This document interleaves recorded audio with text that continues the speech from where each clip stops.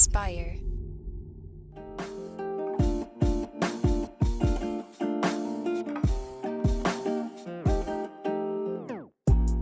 Welcome back to the Kidney Stone Diet Podcast, a show about reducing your risk for kidney stones and living your best life. I'm your host, Jeff Saris, host and fellow student, I should say. And we're here, as always, with the kidney stone prevention expert, Jill Harris. Hey, Jill. Hi, Jeff.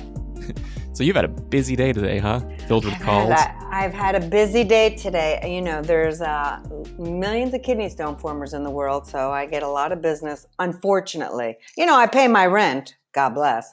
But, I'm dealing with a lot of really sick people, not only sick people, but all the anxiety they have to deal with because most of the time these stones came along so suddenly. And it turns your world upside down. So I have a lot of especially being a cancer patient, one day you just get diagnosed with something, and so I have a lot of empathy for that. It's a terrible disease, so I'm happy to be able to help. Oh yeah, for sure. And then lots of one-on-one calls, lots of like coaching people along. Yes, and the latest thing I have, which I'm so excited about, is just a short little tiny call that's really inexpensive, and it helps you understand your test results so you can have really good conversations with your doctor. So going over a 24-hour urine collection, it's really patients are loving that service. So I'm really excited about that one. Getting a better doctor office visit, no matter what disease you have, is imperative to getting on the right treatment plan so you can stop the disease process, hopefully in most cases. So yeah, I'm really excited about that. Yeah, for sure. Okay, so let's dive into today's topic. We're talking about oxalate and the Harvard Oxalate List. So why is it that we focus on the Harvard Oxalate List when there's a lot of other information that's out there on the web? Mm-hmm. Okay, so this is a really great question. I get a lot of people in the background asking me about this. Why, Jill, about that Harvard list? First of all, it's so damn old I could cry. Yes, it is. And because of that, we don't have recent studies. Harvard is not studying like pomegranates or, other things that people may be really getting into right now. So we don't have a lot of good data on recent popular foods. But here's the deal. And there's always something I'm going to say about something. Here's the deal. It's not so much, so we use people in the industry, the stone industry, Dr. Koh uses it, I use it. There's a lot of doctors that use the Harvard list. And although people may say it's outdated or antiquated, it's really not so much the list is how you use that list. And here, the Harvard list is something I have used for over 2 decades. Dr. Koh has been using it since, the inception of the Harvard list. So we know, based upon follow-up 24-hour urine collections, that it works. Okay, so we trust the data from those scientists who studied oxalate. So we trust that list.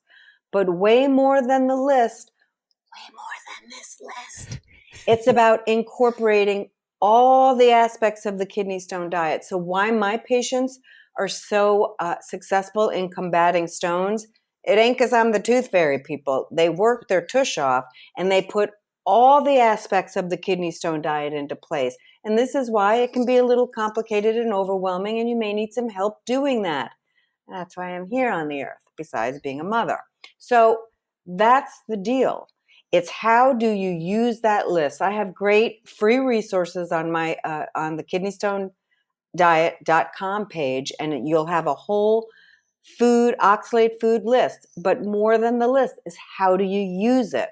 That's really important. You have to get enough calcium. You have to stay away from the highest oxalate foods, which is, by the way, a very short, tiny list. By the time people get to me, they've taken away all kinds of oxalate foods that they can absolutely have. So the Harvard list is one that we trust. The researchers are bar none who did it. And we've used it for many, many years, and our success rate with lowering people's oxalate in their urine is extremely high. So that's why we keep talking about that list, and that's why we use it in our daily practice with patients. So, yeah, and I think we've talked about it in the past, just privately, but it's expensive to do these actual thorough tests, and that's probably why there aren't a lot of other really rigorous scientific tests of all like newer foods, like you mentioned, pomegranates and things. Yeah, so people are like, and these foods aren't new, right? It's just that they're becoming in vogue, or they're sexy to eat. All of a sudden, they're a friggin' superfood. Which again, I'm going to remind you guys, because if you only maybe watch one of these videos out of the hundreds we'll make, listen to what I'm saying here. You go into the grocery store, every one of those fruits and vegetables has a little cape on it. They're all superfoods. Don't buy into the marketing bulldo that, apricot's beautiful this season as it wasn't last season, and it's going to change next season. So don't buy into that. Fruits and vegetables are healthy. You need to eat a lot of them, okay? And get rid of the other junk you're eating. It's very important. The other thing is, why do all the different lists, and you may want to hit this in another video, I don't know. Why do all the different lists, why are they different, right? Why are oxalate levels on one list low and the next list you look at, it's going to be high? First of all, realize how high is high. Because if you get 100 milligrams a day of oxalate, some of you will have different amounts. Talk to your doctor. But most people are safely allowed to have 100 milligrams a day, very safely allowed. And so, Harvard may list avocado as high, but if you re-look at if you're getting 100 milligrams a day and a whole medium avocado is only 19 milligrams of oxalate, that ain't high, people. So based upon the Harvard list, I came up with what I call the safe list. I know, you're like, another damn list. Gotcha. But this is really important, because when people, by the time they get to me, they're eating hay and nothing else. So it's very important. My job is to actually, guess what? I'm going to bring foods back into your life, because now you're eliminating too many foods. And so the deal is this. I made the safe list, and it takes away all the adjectives. So you never have to read high, low, medium again. You will just base how much oxalate you're having in the portion size listed and go from there, okay? This way, my dog is snoring. Luke,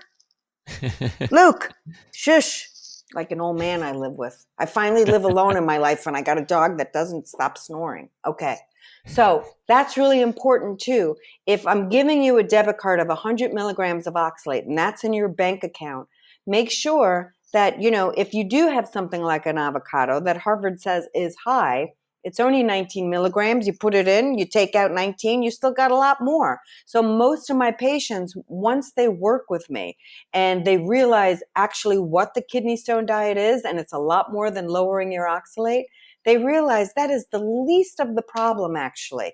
It's the calcium they're not getting enough of. There's too much sugar and salt. That's what they're not doing. They're not drinking enough, or a combination of all of those things. And that's where the real work begins. Trying to figure out exactly what it is based upon a 24-hour urine collection, and then going from there. Yeah, and we've dove into oxalate on another episode as well. So anyone who maybe just came into this episode as the first one they're seeing or listening to, be sure to go back and check out our oxalate episode. I think it was maybe a few weeks ago. But this is a never-ending topic, just kidney stone prevention, just in general. So trying to give you bite-sized little bits of information to sort of keep you on pace week after week. So I think that's good for this week for Harvard Oxalate, and diving a little more into oxalate itself. If you're enjoying this episode and this podcast, be sure to subscribe on Apple Podcasts, Spotify, wherever you listen, and also on YouTube, the Kidney Stone Diet. And of course, be sure to check out kidneystonediet.com, which is where you can find Jill, you can find all the resources, you can find the oxalate list, the safe oxalate list, and many other things that we have on there right now. Yeah. So, and there's some new stuff coming soon that we'll probably talk about in a few episodes or so. It's an exciting time in the kidney stone diet world. Very exciting. It definitely is. Yep. Yeah, just trying to help as many people as we can and just get the word out there. Yes. So yeah, thanks again, Jill. We'll call it a wrap for this week, and we'll see you next time. Okay, see you. Bye.